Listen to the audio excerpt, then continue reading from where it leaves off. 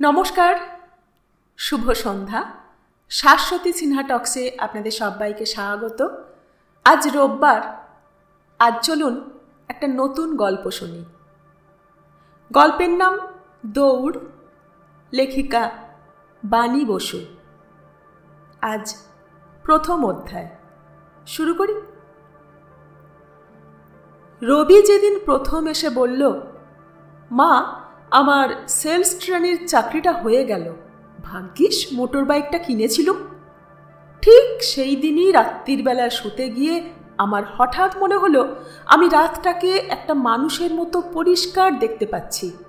বেশ নীল রঙের কেষ্ট ঠাকুরের মতো, যদিও তার হাত পা চোখ মুখ ইত্যাদি অঙ্গ প্রত্যঙ্গ কোথায় কেউ জিজ্ঞেস করলে আমি বলতে পারবো না।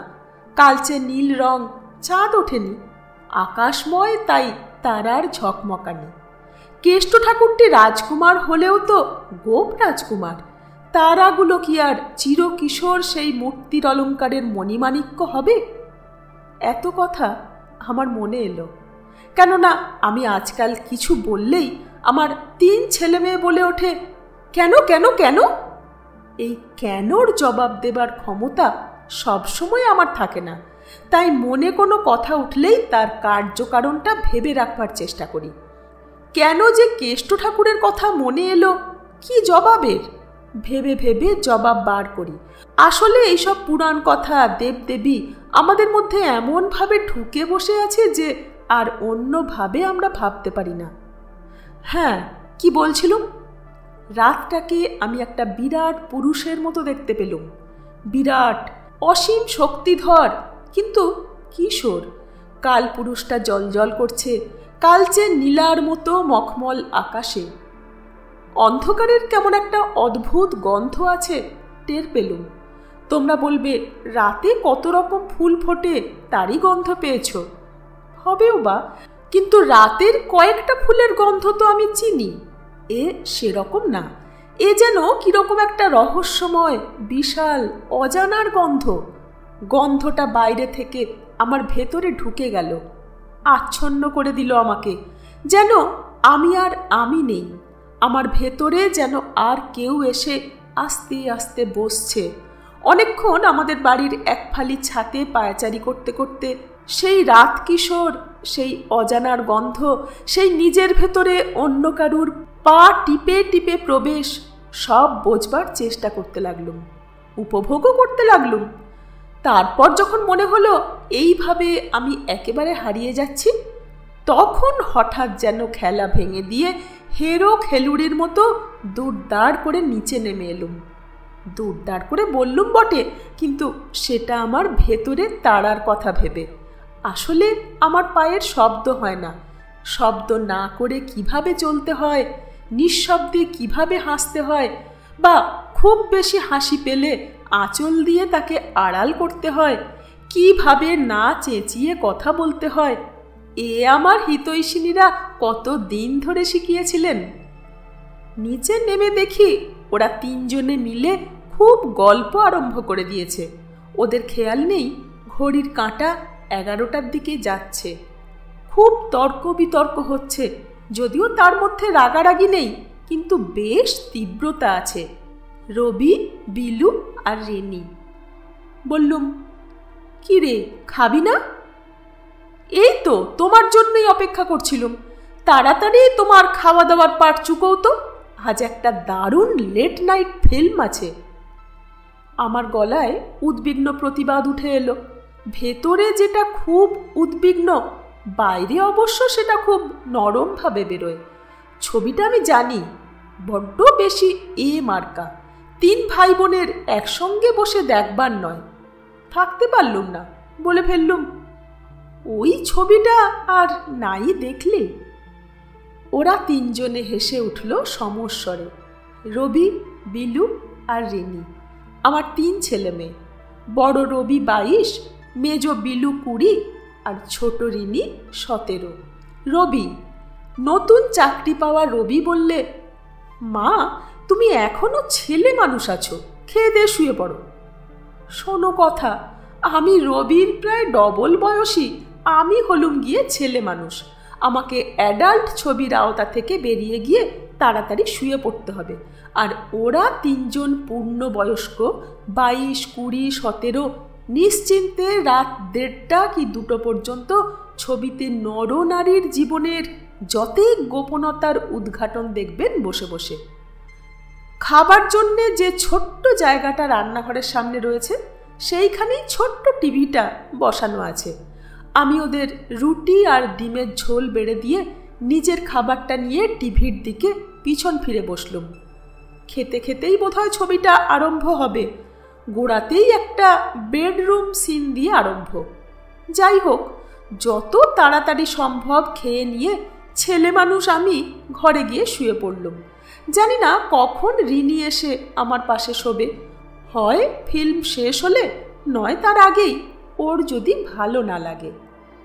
শুয়ে শুয়ে আমার ঘোর আসতে লাগলো, আর ঘোরের মধ্যে আমি রবির গলা শুনতে লাগলাম, সামান্য একটু হাসি মেশানো গলা। মা, তুমি এখনো ছেলে মানুষ আছো। মা, এখনো তুমি ছেলে মানুষ। ছেলে মানুষ কথাটা আমাকে ধাক্কা দিতে লাগলো। আমি কখনো ছেলে মানুষ ছিলুম যে ছেলে মানুষ থাকবো? হঠাৎ মনে পড়ে গেল মামার বাড়ি গিয়ে খাটের তলায় শুয়ে ক্রৌঞ্চ মিথুন বলে একটা বই পড়ে আমার কি বমি পেয়েছিল।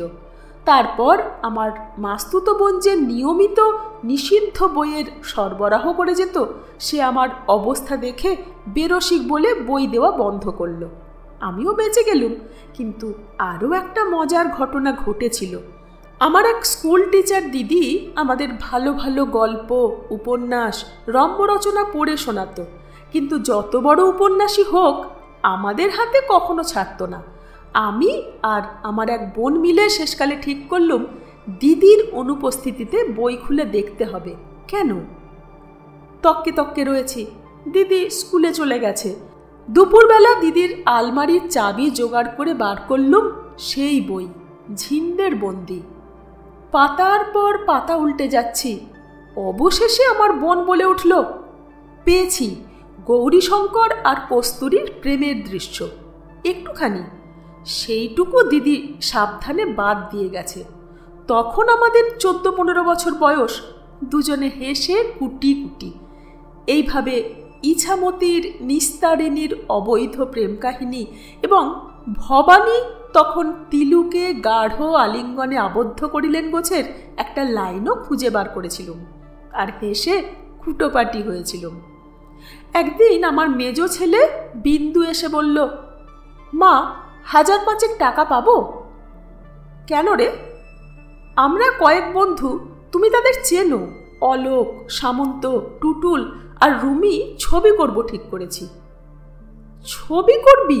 ছবি মানে ফিল্ম, ডকুমেন্টারি করে সেল করব। সে কি রে, কোনো দিন এসব বিষয় কিছু জানলি না, হঠাৎ ফিল্ম অমনি করলেই হলো, তাও আবার 5000 টাকা? 5000-এ ফিল্ম হয় নাকি? ওহ মা, ইউ নো নাথিং। আমার বইয়ের র্যাকে যে ম্যাগাজিন আর বইগুলো আছে একটু উল্টে পাল্টে দেখো। টুটুল আর রুমির পুনের ট্রেনিং আছে, অলোক রবীন্দ্রভারতীর ফুল কোর্স করছে, সামন্তর অনেক টাকা, আমার ইমাজিনেশন। তাছাড়া যে যেরকম পারি টাকা দেব। আমি তো জানি তুমি 5000-এর বেশি চাইলে হার্ট ফেল করবে, তাই তো। কিসের ওপর করবি? শের। সে কি রে, চিড়িয়াখানার বাইরে কোনোদিন বাঘ সিংহী দেখেছিস? বাঘের ওপর ছবি করবি কি রে? মাথা খারাপ? ওসব মতলব ছাড়ো বিলু। বিলু বলল, উফ মা, তুমি একটা ইম্পসিবল। শের মানে উর্দু কবিতা, আজকাল highest fashion, order of the day. সেই কবিতার ওপর করব। হয়েছে তো, দাও এবার টাকাটা দাও। তুমি বড্ড ব্যাক ডেটেড মা। 5000 টাকা ওকে দিলুম। টাকাটা জলে দিচ্ছি ভেবেই দিলুম, কিন্তু মাস 6 পরে ও টাকাটা আমাকে ফেরত দিল। ভীষণ ব্যস্ত গলায় বলল, এবার মা কেরলের দিকে যাব, ট্যুরিজমের একটা কাজ পেয়েছি। ট্যুরিজমের একটা কাজ যদি ভালো করে করতে পারি তো একেবারে চেইন, পরপর পরপর পেয়ে যাব। এইবার প্রফিট আসতে শুরু করবে। ছেলেটা আমার বিএসসি পাশ করে বসেছিল, এমএসসিতে চান্স পায়নি বলে কয়েক মাস খুব গোমসা মুখে ঘোরাফেরা করত। আমি মনে মনে খুব ভয় পেয়ে গিয়েছিলুম। তারপর কবে যে কি সব যে ট্রেনিং ফেনিং নিল, বন্ধুদের সঙ্গে মিলে পরামর্শ করতে আরম্ভ করলো, খেয়ালই করিনি। আমি বললুম, হ্যাঁ রে, পরের বছর এমএসসির জন্য চেষ্টা করবি তো? বিলু বলল, ওহ মা, কারেন্ট ইয়ারের ছেলেরাই চান্স পাচ্ছে না, তার আগের বছর। ওসব ছাড়ো তো, তুমি না বড্ড ব্যাকডেটেড। এমএসসি পড়ে কি হয়? কিচ্ছু হয় না। সুটকেস গুছিয়ে রুকস্যাক ঘাড়ে নিয়ে পরদিনই দেখি বেরিয়ে যাচ্ছে। মা, কবে আসবো বলতে পারছি না। বললুম, সে কি রে, এই কোত্থেকে এতদিন পর ঘুরে এলি, এক্ষুনি আবার চলে যাচ্ছিস? কদিন একটু জিরিয়ে গেলে পারতিস। বিলু টান টান হয়ে উঠে দাঁড়ালো জুতোর ফিতে বেঁধে। তারপর বলল, পান চিবোতে চিবোতে পকেটের টিফিন কৌটোটা নিয়ে ধীরে সুস্থে আপিস যাবার দিন চলে গেছে mummy. You are hopelessly backdated. গট গট করে বিলু চলে গেল। কথাটা ওর মুখে কয়েকবারই শুনলুম, backdated, backdated, too backdated, hopelessly backdated. একটা লম্বা বারান্দা আমাদের চলে গেছে দক্ষিণ থেকে উত্তরে, বড্ড সরু, কাপড় শুকোতে দেবার জন্যে ব্যবহৃত হয়। আর রাজ্যের পায়রা ওপর থেকে বকম বকম করে বারান্দাটা নোংরা করে। ঝুল ছাড়া দিয়ে তাড়াবার চেষ্টা করলেও যায় না। তখনকার মতো চলে গেলেও আবার রাতে ফিরে এসে বকবকুম বকবকুম বকুম বকুম কুম করতেই থাকে। সকালবেলায় বারান্দাটার আগা পাঁচতলা আমায় ধুতে হয়। পায়রাগুলো ফিরে আসলে আমার ভালো লাগে। কিরকম ঘুম পাড়া নিয়া, সুখ জাগা নিয়া পায়রার ডাক, বাকুম কুম কুম বাকুম বাকুম, যেন ডাকটা মুখ ফুটে বেরোয় না, গলার কাছেই আটকে থাকে। আমার ভালো লাগে। আমাদের বাড়িতে অমনি পায়রা ভিড় করে থাকবার জায়গা ছিল। দুপুরে সারা দুপুর ঝটপট ঝটপট বাকুম বাকুম, রাত্রিরেও ঝটপটাপট মাঝে মাঝে, আর কুম কুম কুম। যদি ছেলেমেয়েরা জিজ্ঞেস করে, পায়রার ডাক তোমার ভালো লাগে কেন? ওরা ফিরে এলে খুশি হও কেন? কেন কেন? তাহলে কি বলবো? জবাবটা ভেবে রাখতে গিয়ে এই সব কথা আমার মনে এসে যায়। ওরা স্মৃতি জাগানিয়া পায়রা, সুখ স্মৃতি। যখন মা বাবা, ভাই বোন, যখন স্কুল, গান, মুগ্ধ দিদিমণি, যখন দিদিমা, আদর, পান মুখে দিয়ে ধীরে সুস্থে অফিস যাওয়া, টিফিনে আজ লুচি আলুর দম, তোদের চিংড়ি মাছ দিয়ে পেঁয়াজ কলির চচ্চড়ি আছে, কি আনবো অফিস ফেরতা? কি আবার আনবে? ফল ফুলুরি যদি কিছু সুবিধের পাও। পেয়ারা পাতায় নুন তেল দিয়ে দাঁত মাজ, ছকছকে হবে। হাসলে দাঁত ঝিকঝিকিয়ে উঠবে। রেলগাড়ি চলে গেল, ঝিকঝিক ঝিকঝিক ঝিকঝিক কু। তাই আমি পায়রাদের ফিরে আসা পছন্দ করি। আমার তো ভবিষ্যৎ নেই, আছে শুধু রোমন্থনের অতীত আর বর্তমান। বর্তমান বারান্দায় দাঁড়িয়ে সামনের দিকে তাকালে আকাশটাকে, শহরের রাস্তাঘাট, বাড়িটারি কেমন কাটা ছেঁড়া লাগে, যেন অপারেশনের রোগী। কাটা ছেঁড়া হয়েছে, সেলাই এখনো হয়নি, কোনোদিন হবে কিনা জানিও না। আমাদের গলিটা 18 ফুট মতন, মাঝে মাঝে হাড়ল গর্ত, 2-3টে বাড়ি বাদ দিয়ে এক এক জায়গায় আবর্জনার স্তূপ জমে আছে। তরকারির খোসা, মাছের আঁশ, ছেঁড়া কাগজ, নেতা ক্যাঁতা, আরও সব জঘন্য নোংরা। অদূরে মানে বড় রাস্তার ওপর বেশ কয়েকটা লম্বা বাড়ি উঠেছে, 6 তলা 8 তলা। ফলে আরও দূরের দিকে তাকিয়ে যে বড় রাস্তায় গাড়ি চলা, মানুষজনের অবিরাম চলাফেরা, দোকানের আলো এসব দেখতে পাবো, তার জো নেই। ছকছকে বাড়িগুলো পিনু মানে পিনাকি, আমার মামা তো দেওর, ওদের বাড়িটা আর দেখা যায় না। আমার এক ননদ কাছেই থাকেন, ওদের উঠোনে লম্বা তারে ধুতি শাড়ি শুকোনো, তাও আর দেখা যায় না। উঁচু ঝকমকে বাড়িগুলোর পাশে যেন মাটির সঙ্গে মিশিয়ে যেতে চাইছে। মিওনো দোতলা তেতলাগুলো, শ্যাওলা ধরা গাছ গজানো, জানালার পাল্লাগুলো খাপছাড়াভাবে রং করা। ওমা, একটা 6 তলা তো রুবিদের বাড়ির ওপরই উঠেছে মনে হচ্ছে। তাহলে রুবিরা কোথায় গেল? যা, আজকাল কেউ কারো খেয়াল রাখে না। কবে যে রুবিদের ওপর অমনি তেথেড়েঙ্গে একটা বাড়ি উঠল আমি জানিই না। খুব ব্যস্ত হয়ে ডাকি, রিনি, রিনি। রিনি ঘরের ভেতর কি ম্যাগাজিন পড়ছিল, উঠে এসে বলল, কি মা, কি হয়েছে? রুবিরা কোথায় গেল? রুবিদের বাড়ির ওপর? কি আশ্চর্য, রুবিরা ওখানেই আছে, ওর ভেতরেই ওদের ফ্ল্যাট দিয়েছে। বড় রাস্তার দিকে মুখ করে ওদের ফ্ল্যাটটা তো, তাই দেখতে পাও না। এত ভাববার কি আছে, তুমি না। আমি একটা বিশেষণের জন্য অপেক্ষা করি, কিন্তু রিনি তার কথা শেষ করে না, না বলে একটা টান দিয়েই অসমাপ্ত ম্যাগাজিনের কোলে ফিরে যায়।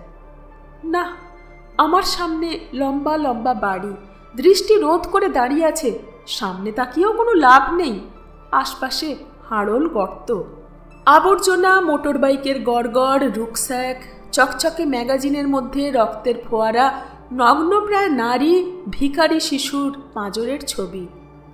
তাহলে আমি পায়রাদের দিকে ফিরব না কেন? বাকবাকুম, বাকুম, কুম, কুম। উজ্জ্বল এক ঝাঁক পায়রার পিঠে চড়ে আমি সূর্যের উজ্জ্বল রৌদ্রে কেন নিচু আকাশ দিয়ে ছেতলা পড়া বেমানান রঙের বাড়ি আর বহুতলের অ্যান্টেনা সংকুল জঙ্গলের মধ্যে দিয়ে উড়ে যাব না চঞ্চল পাখনায়, যেখানে মুগ্ধ দিদিমণি সব পেয়েছি আসর, ডালে সম্বরার গন্ধ আর কু ঝিকঝিক, ঝিকঝিক, ঝিক। শুধু যদি ওরা বারান্দাটা এমন করে নোংরা না করত। রিনি বলল, মা, তুমি চাটা খুব ভালো করো, কিন্তু কফিটা ঠিক এসপ্রেসো হয় না। তুমি সরো, আমি করে নিচ্ছি। ডিমগুলো ও আগেই ভেজে রেখেছে, কি সুন্দর টোপর হয়ে ফুলছিল অমলেটগুলো। বেকিং পাউডার দিল, ডালের কাঁটা দিয়ে খুব করে ফেটানো ভেতরে পেঁয়াজ কুচি, চিজের টুকরো আর টমেটো কুচি দিয়ে কি সুন্দর করে ভাঁজ করে ফেলল। ননস্টিক প্যানে কি চটপট হয়ে গেল, একটু হলদেটে সাদা, যেন কাঁটালি চাপার রং। প্যানটা রবি প্রথম মাসের মাইনে পেয়েই কিনে এনেছে। কীরকম দৃষ্টি দেখো, জামা না, শাড়ি না, একটা ননস্টিক প্যান। কি সুবিধেই যে আমার হয়েছে। আমার ছেলে তালে গোলে যে বড় হয়ে উঠেছে, সে এইরকম বিবেচক হবে আমি ধারণাই করতে পারিনি। আমি সরে এলুম, দেখলুম রিনি প্রত্যেকটা কাপে কফি, চিনি, সঙ্গে সামান্য দুধ মেশানো জল দিয়ে প্রাণপণে ফেটাচ্ছে। কেমন সুন্দর ওপর থেকে গরম দুধ জল ঢালছে চামচ নাড়তে নাড়তে, আর আধ ইঞ্চি করে ফেনা উঠছে কাপের ওপর, ঠিক দোকানের মতো। কাপ প্লেটগুলো খুব সুন্দর, পাতলা, বিলু যাবার সময় কিনে দিয়ে গেছে। মিষ্টি না, শাল দোশালা না, একটা চমৎকার টি সেট। রিনি ট্রে বয়ে নিজেই নিয়ে গেল। আজ ওর কজন বন্ধু এসেছে, তারা ঝুপঝাপ মাসি মাসি করে আমায় পেন নাম ঠুকল। একজন খুব বাবার সঙ্গে বিদেশে ঘুরে সে গালে চকাশ করে চুমু খেল। তারপর ওরা গল্পে মেতে গেল। পীরভাকরণ, ইকোলজি, অল্টারনেটিভ এনার্জি, সুসীম চৌধুরীর ডাঁট ভাঙতে হবে, উইকলিটা দারুণ, ইস শেরগিলের লাইফ, এই সমস্ত ছেঁড়া ছেঁড়া কথা আমার কানে এলো। কিচ্ছুই বুঝতে পারলুম না। কিন্তু রিনিটা আগে রান্নাঘরের ধার মারাতো না, আজকাল এত ভালো পারছে ও এসব। আজ ওর খুন্তি ধরা, প্যান ওল্টানো, অমলেট ভাঁজ করবার কায়দা, কফির জল একবার নামানো একবার বসানোর ধরন, গ্যাসের নবটা চট করে সিম করে দেওয়া আবার বাড়িয়ে দেওয়া, এসব দেখে আমি তাজ্জব মনে গেলুম। যে রিনিটা আজ এত ভালো পারছে, আশ্চর্য! কোনো আলাদিনের দৈত্যকে তো আমি পুরনো পিদিম ঘষে ডাকিনি, বলিনি ওদের স্বাবলম্বী করে দাও, ওদের বিবেচক বুঝদার করে দাও। বলিনি তো আমি আর পারছি না। জীবনের এতগুলো বছর কোথা দিয়ে কেটে গেল বুঝতে পারিনি। হে দৈত্য, আমায় মুক্তি দাও। গুপি গাইন বাঘাবাইনের হাল্লার রাজার মতো আমার ছুটি ছুটি ছুটি ছুটি করে বাড়িময়, ছাদময়, রাস্তাময়, ময়দানময়, পৃথিবীময় এলো পাথারি ছুটে বেড়াতে ইচ্ছে করল। এতক্ষণ রিনির বন্ধুরা এসে বসে। রিনিকে সাহায্য করতে হবে বলে গা ধুতে যেতে পারিনি। এবার গেলুম। বাথরুমে দাড়ি কামানোর সুবিধের জন্য রবি একটা বড় আয়না লাগিয়েছে, তাইতে আমার বুক পর্যন্ত পুরোটা দেখা যায়। মুখখানা ভালো করে দেখলুম। অন্যদিনও দেখি, চুল বাঁধতে দেখি, দাঁত মাজতে দেখি, মুখে সাবান দিয়ে সাবান ধুয়ে দেখি। রোজকার অভ্যেসের দেখা। কিন্তু আজকের দেখাটা অন্যরকম। দেখতুম একজন প্রাপ্তবয়স্ক 3 ছেলেমেয়ের প্রৌঢ়া বিধবা মাকে। আজ দেখলুম 43 বছরের একজন মানুষকে, যে প্রকৃতির কোনো রহস্যময় খেলায় বা নিয়মে মানুষ মেয়ে, এবং আবারও জীবনের কোনো অমোঘ চাঞ্চল্যকর নিয়মে বা খেলায় যে একই সঙ্গে ছেলে মানুষ এবং ব্যাকডেটেড। দেখলুম আমার আধা ফর্সা রঙে একটা কালচে ছোপ পড়েছে, শীতকালে যেমন সমস্ত গাছপালার ওপর পড়ে। চুলগুলো আমার এখনও অনেক অযত্নেও অনেক অনেক পাকা টাকা দেখতে পেলুম না। আমার যে বয়স তার থেকে মাত্র 4 বছর বেশি বয়সে ঠাকুমা আপাদ মস্তক বুড়ি হয়ে মারা গিয়েছিল। গরমের ছুটির দুপুরে তার পাকা চুল তোলার কথা আমার খুব মনে পড়ে। আমার চিবুকের ডান দিকে একটা তিল। যারা তিল তত্ত্ব জানতো তারা মুখ গম্ভীর করে মাথা নেড়ে বলতো, ডান দিকে না হয়ে যদি ওটা বাঁ দিকে হতো তাহলে ওর ভাগ্য খুলে যেত। কিন্তু দক্ষিণ অঙ্গে তিল স্ত্রীলোকের ঠিক। কিন্তু চিবুকটা দেখে আমার হঠাৎ মনে পড়ে গেল 16 বছর বয়সে তোলা, নিশ্চয়ই বিয়ের জন্য, আমার একটা ছবি দেখে আমার বাবা এই চিবুকটা নেড়ে দিয়ে বলেছিলেন, ছবিতে চিনুমার চিবুকটা ঠিক আসেনি, এই চিবুকটাই ওকে চিরকাল 16 বছরের করে রেখে দেবে। এসব কথার গুরুত্ব তখন বুঝতুম না। মেয়ে নিয়ে বাবারা অনেক আদিক্ষেতা করে থাকেন। আমার সমগ্র মুখে, চোখে, নাকে, চুলে কোথাও কিছু বলবার মতো না পেয়ে বাবা হয়তো আদরের মেয়ের চিবুকটা নিয়েই পড়েছিলেন। কিন্তু এখন দেখলুম না, বাবা তার পরিণত দৃষ্টি দিয়ে ঠিকই দেখেছিলেন, আদিক্ষেতা করেননি। চিবুকটা সত্যি ঠিক তেমনি আছে, 3 কোণা।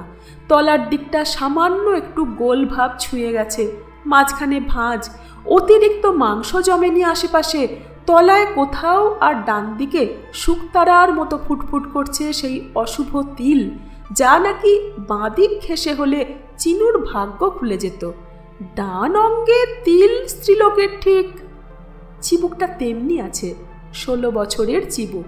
কিন্তু মুখটা, সমস্ত মুখটা মলিন, চিন্তিত, কেমন বুড়োটে। আমার শোবার ঘরের আলমারিতেও একটা লম্বা আয়না আছে। রিনি এটা বেশি ব্যবহার করে শাড়ি পরবার সময়।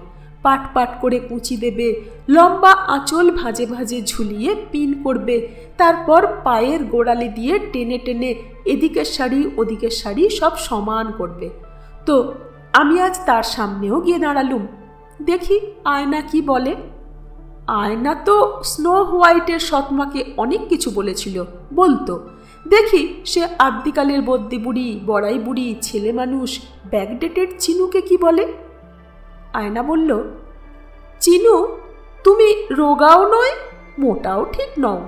তুমি বাবু কেমন থপথপে, কোনো খাঁজ খোঁজ নেই, আকার নেই তোমার। সত্যি বলছি, কোনো গতি নেই শরীরটার মধ্যে। অথচ সেই 16 বছর বয়সে যখন আমার থুতনি নেড়ে আদর করেছিলেন, তখন আমি রোজ স্কিপিং করতুম। চুকিতকিত খেলার সময় বিরোধী দলের কবল থেকে এমনভাবে নিজেকে মুক্ত করে নিয়ে বেরিয়ে আসতুম যে খেলুড়িরা আমার নাম দিয়েছিল কই মাছ। আমি নাকি এমন পেছল যে 1000 বেড়া জালেও আমাকে ধরা যায় না। অথচ এমনি মজা যে জীবনের প্রথম জালেই আমি ধরা পড়ে গেলুম। পরের বছর মা মারা গেলেন। বাবা তার পরের বছরই দিশেহারা হয়ে আমার বিয়ে দিয়ে দিলেন। পরের বছর রবি, 2 বছর বাদে বিলু, 3 বছর বাদে রিনি, আর তার 5 বছর বাদেই ঠিক যেমন আমার মা দুম করে চলে গিয়েছিলেন, রবি, বিলু, রিনির বাবাও তেমনি বিনি নোটিসে দুম করে চলে গেলেন। তারপর সংসার ভাগ হলো। ভাসুর দেওররা আমার বাড়ির ভাগ, শাশুড়ির গয়নার ভাগ, দেশের জমির ভাগ সব বুঝিয়ে দিয়ে আলাদা করে দিলেন। এই সব আর আমার স্বামীর জমানো কিছু টাকা, ইন্স্যুরের টাকা, ক্ষতিপূরণের টাকা, এই সব দিয়ে কোনো দিকে না তাকিয়ে ঘাড় গুঁজে 3টি শিশু নিয়ে এত কাল কাটিয়ে এসেছি। কিভাবে এতগুলো বছর চলে গেছে টের পাইনি। তাই যখন রবি একদিন এসে বলল, মা সেলস ট্রেনের চাকরিটা আমার হয়ে গেছে, বিলু যখন ছবি করবার জন্যে 5,000 টাকা নিয়ে আবার সেটা ফেরত দিল, আর হাতে সুটকেস পিঠে রুকস্যাক নিয়ে গট গট করতে করতে বেরিয়ে গেল, রিনি যখন কফির কাপের উপর 1/2 ইঞ্চি ফেনা তুলতে লাগলো, তখন আমার আলাদিনের দৈত্যটার কথা মনে পড়েছিল। আমি কেমন অবাক হয়ে গিয়েছিলাম, যেন একটা ঘোরের মধ্যে থেকে জেগে উঠলাম, যেন আমার জ্বর বিকার হয়ে অনেক দিন কোমা ছিল সবে জ্ঞান ফিরে এসেছে। রিনি যখন ফেনাগুলো তুলছিল জানতুম চুপসে যাবে, কিন্তু যতক্ষণ ফেনাটা থাকে বুদবুদগুলো দেখতে মজা, চুমুক দিতেও মজা। আমারও ওই ফেনার দশা হবে না তো? এই কমাস আগে সামনের বাড়ির প্রীতিদি বিয়ে করলেন, ছোট ভাই বোনদের মানুষ করে তাদের বিয়ে থা দিয়ে তারপর নিজের এক সহকর্মীকে বিয়ে করলেন। পাড়াময় সব কি হাসি সমালোচনা, মাথায় ফুল দিয়েছিলেন বলে টিটকিরি। আমার খারাপ লাগেনি, সত্যি বলতে কি প্রীতিদির জন্যে ভালোবাসায় শুভকামনায় মনটা ভরে গিয়েছিল। হঠাৎ মনে হলো প্রীতিদি আমার চেয়েও 2 বছরের বড়। তবে কি আমি সত্যি ছেলে মানুষ, সত্যি ব্যাকডেটেড? আমাদের বাড়ি একটু অলিগলি দিয়ে শর্টকাট করলে লেকের বেশ কাছেই, চিলড্রেন্স পার্কের দিকটা দিয়ে ঢোকা যায়। যদি কোনো দিন ভোরবেলা রিনিকে নিয়ে যেতুম তো দেখতুম অনেকে হন হন করে হাঁটছে, অনেকে আবার ছুটছে। কিছু কিছু তরুণ যুবক অল্পবয়স্ক মেয়েদের সঙ্গে আলাপ জমাবার উদ্দেশ্যে, আবার শরীর ফিট রাখবার জন্যেও এই সময়ে বেরিয়ে পড়ে। রথ দেখা কলা বেচা দুই হয়। আমি রিনিকে একদিন জিজ্ঞেস করলুম, ওই যে সব লম্বা কী রকমের ড্রেস পরে ছুটছে ওগুলোকে কি বলে রে? রিনি বলল, ট্র্যাক স্যুট। কদিন পরেই এরা 2 ভাই বোন কলেজ অফিস বেরিয়ে গেলে আমি দোকান খুঁজে ওই রকম এক ট্র্যাক স্যুট আর একজোড়া ক্যানভিসের জুতো কিনে আনলুম। আর তারপর দিন ট্র্যাক স্যুটটা পরে তার ওপর একটা তোয়ালে আর চাদর চাপিয়ে হন হন করে হাঁটতে লাগলুম লেকের দিকে। পৌঁছেও হাঁটছি, হন হন করে হাঁটছি, হাঁপিয়ে পড়লে একটু বসছি, আবার হাঁটছি। যত বেলা বাড়ছে পরিচিত মুখগুলোও বাড়ছে। আমি হয়তো চিনি না, কিন্তু তারা আমাকে চেনে। মাসিমা হাঁটতে বেরিয়েছেন? মাসি ডায়াবেটিস নাকি, ডাক্তার বলেছে? জগিং করুন, জগিং করুন। এই সব কথা আমার হন হন হাঁটার তালে তালে কানের পাশ দিয়ে বেরিয়ে যাওয়া হাওয়ার মতো পৌঁছয়। আমি সবেতেই কোনো মতে ঘাড় নেড়ে গট গট করে বেরিয়ে যাই।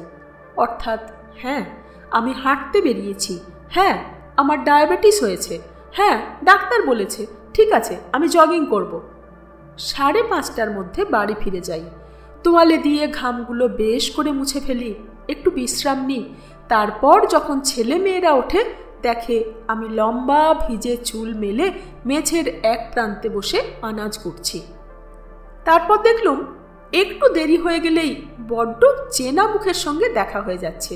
মাসি, কাকি, চিনুদি, আরে কখনো তো দেখিনি, দ্যাটস ভেরি গুড, ইত্যাদি ইত্যাদি। তাছাড়া আমার পায়ের পেশিগুলো বেশ টাইট হয়ে গেছে। আমার এখন দৌড়তে ইচ্ছে করে, টেনে দৌড়। কিন্তু ওই ভাইপো ভাইঝি, ভাগ্নে ভাগ্নি, বোনপো বোনঝি, ছোট ভাই ছোট বোনদের সামনে দৌড়তে আমার যেন কেমন কেমন লাগে। এদের মধ্যে কেউ একজন রবি রিনিকে বলে দিয়ে এলেই হলো তোদের মার মাথাটা দেখা, গোলমালের লক্ষণ দেখা গিয়েছে। তাই একদিন সবচেয়ে ভোরবেলার বাসে চড়ে আমি পেঁ পোঁ করে ভিক্টোরিয়ায় পৌঁছে যাই। সেও একরকমের দৌড়, খালি রাস্তা পেয়ে বাস বেটা বন বন করে ছোটে। আমার কানের পাশের চুলগুলো শাঁ শাঁ করে পেছনে উঠতে থাকে, মুখের ওপর দুরন্ত দস্যি হাওয়ার ঝাপট। মাঝে মাঝে অতর্কিত ব্রেক কষার জন্য একটু সামনে হুমড়ি খেয়ে পড়ি। ভোরের বাস, যাত্রী বিশেষ নেই। কন্ডাক্টর এগিয়ে এসে বলে, দিদি লাগলো না তো? এই ড্রাইভার শালা রঘুনাথ, থোড়া দেখকে চালা না বাবা, দিদির যে লাগলো। ভিক্টোরিয়ায় ভারী অদ্ভুত দৃশ্য। ঠিক হিপোপটেমাসের মতো একটি দুটি মাংসপিণ্ড স্পোর্টস গেঞ্জি আর শর্টস পরে ম্যামথের সুরের মতো থাই নাচিয়ে নাচিয়ে দৌড়চ্ছেন।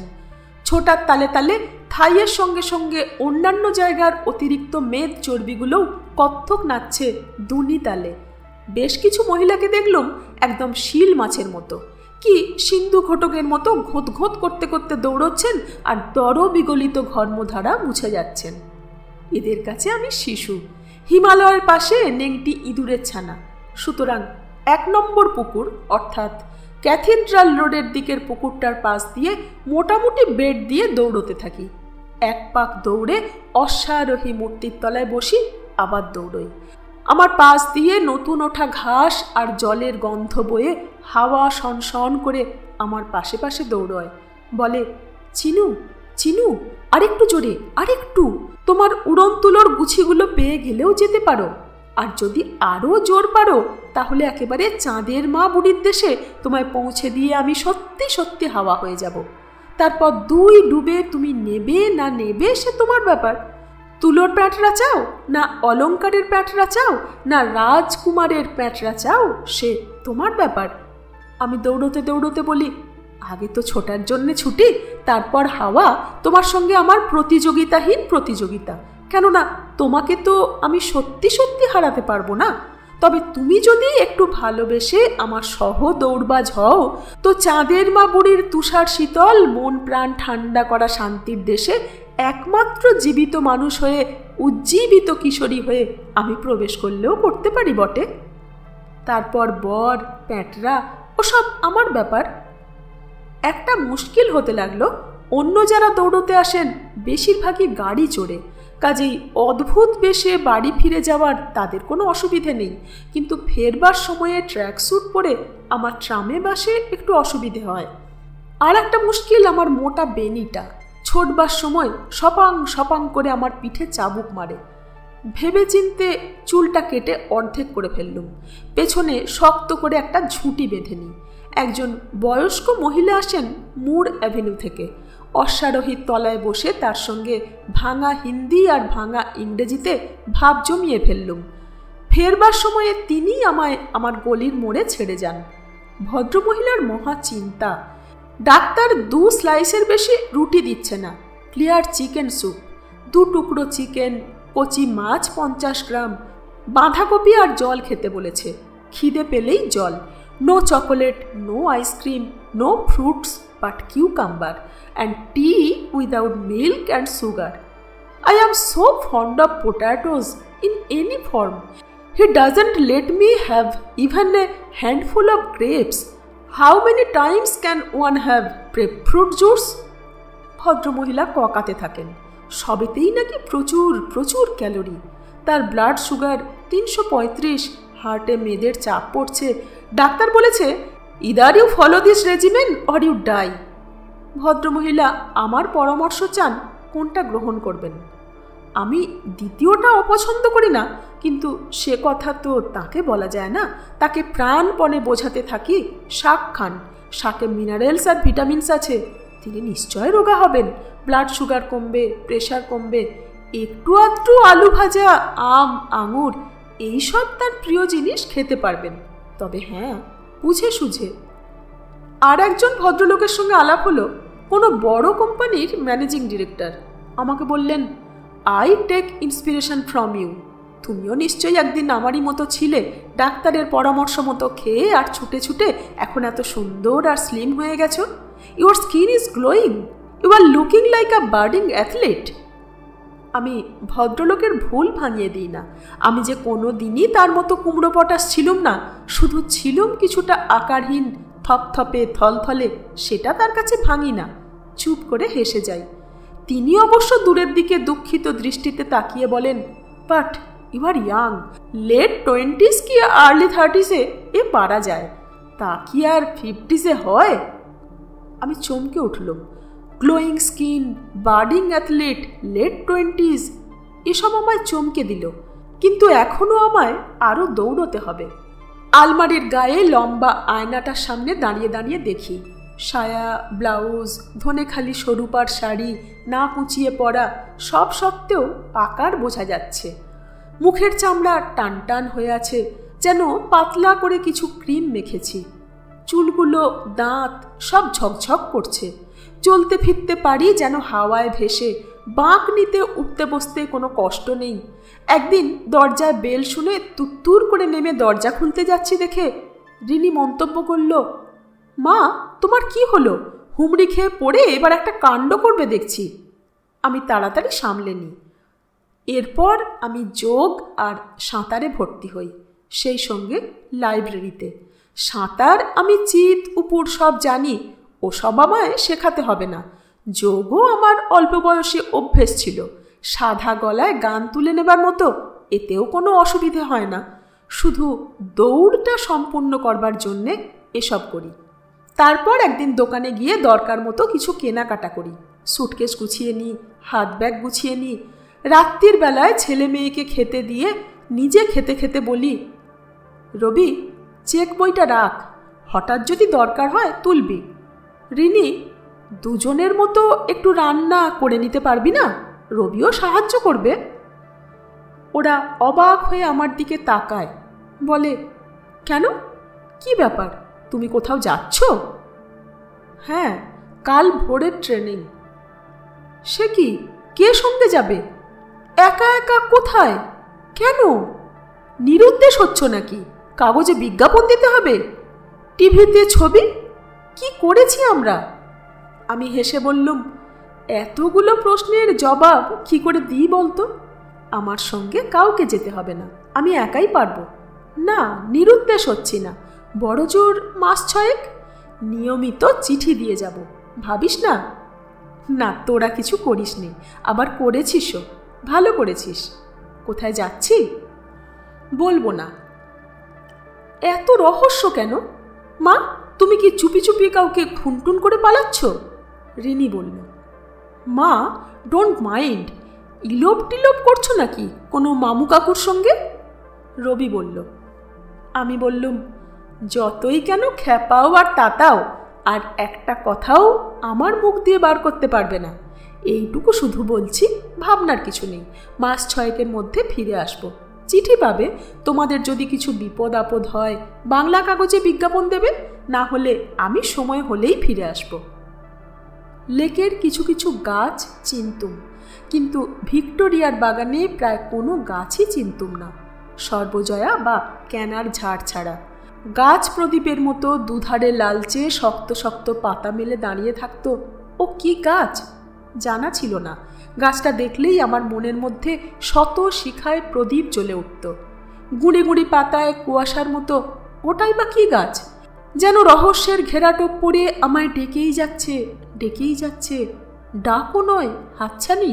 কিন্তু এখানকার সব গাছপালা আমি মোটামুটি চিনি, সকলেই চেনে। কোথায় এসেছি বলবো না, এমনকি কোন স্টেশন থেকে কোন ট্রেন ধরে এসেছি সেসবও বলবো না। তোমরা ভীষণ চালাক, ধরে ফেলবে। অজ্ঞাতবাসের সময়ে পাণ্ডবরা কি করেছিলেন? নিজেদের পুরনো পরিচয় মুছে ফেলে অন্য মানুষ হয়ে গিয়েছিলেন না? কাউকে ঘুণাক্ষরেও জানতে দিয়েছিলেন নিজেদের গতিবিধি, নিজেদের পরিচয়। ভীম নিরুপায় হয়ে প্রায় ধরা দিয়ে ফেলেছিলেন আর কি। যাই হোক, কোনো সূত্র আমি কাউকে দেব না। শুধু এইটুকু বলি যে ছিকছিক করে যাওয়া হলো না। ভোঁ করে দেবদত্ত কি পাঞ্চজন্যের পিলে চমকানো আওয়াজ চড়ে গিয়েছিলুম। দারুণ ইন্টারেস্টিং এই দৌড়ের প্রথম অধ্যায়। সঙ্গে থাকবেন। ধন্যবাদ।